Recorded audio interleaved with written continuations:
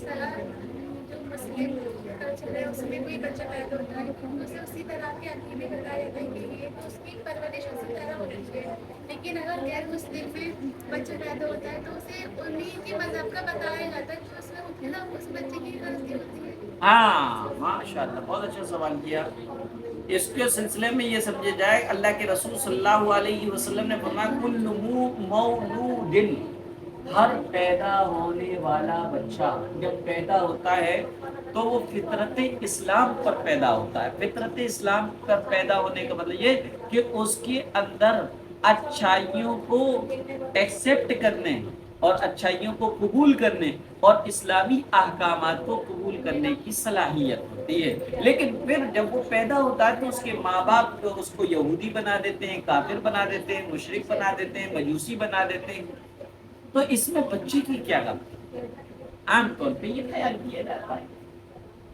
تو اس کا جواب یہ ہے کہ ہاں ٹھیک ہے، بچوں کی غلطی کب تک نہیں ہے؟ جب تک بچے سمجھدار نہیں ہو رہے، بالغ نہیں ہو رہے. یہی وجہ ہے کہ غیر ایمان والوں کے چھوٹے چھوٹے بچے انتقال کر جائیں گے تو وہ آراف میں ہوں گے. بعض لوگوں نے کہا، بعض روایتوں میں ماں باپ کے تابع ہو کر وہ دوزخ میں جائیں گے جیسے ماں باپ ہوں.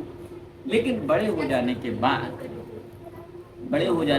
اب وہ کہتے ہیں ہماری کہاں غلطی رہی کہ ہم نے تو ماں باپ کو کرتے ہوئے دیکھا اس لیے ہم بھی کر رہے ہیں. تو کیا بتائیے، بڑے ہونے کے بعد دنیاوی کاموں میں وہ کچھ کام ایسے کرتے جو ان کے ماں باپ کر رہے ہوتے. وہ ماں باپ کو انہوں نے بچپن سے شراب پیتے ہوئے دیکھا تو وہ اولاد بھی شراب پینے والی بن جاتی ہے. نہیں، آپ نے ماں باپ کو دیکھا کہ پوچھ رہے مورتیوں کے آگے ہاتھ جوڑ رہے ہیں، تو کیا وہ آپ کے اندر عقل ہے؟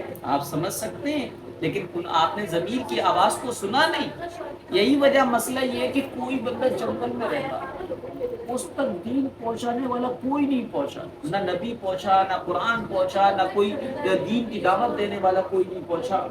اور وہ کفر اللہ کو ایک نہیں مانتا، بلکہ کبھی پتھروں کو پوچھتا، کبھی پیڑ کو، کبھی برگد کو، کبھی صاحب کو، دیوتا کے آگے جھک جاتا ہے. یعنی کفر کی حالت میں مرا تب بھی اللہ اس کی پکڑ کرے گا. کیوں؟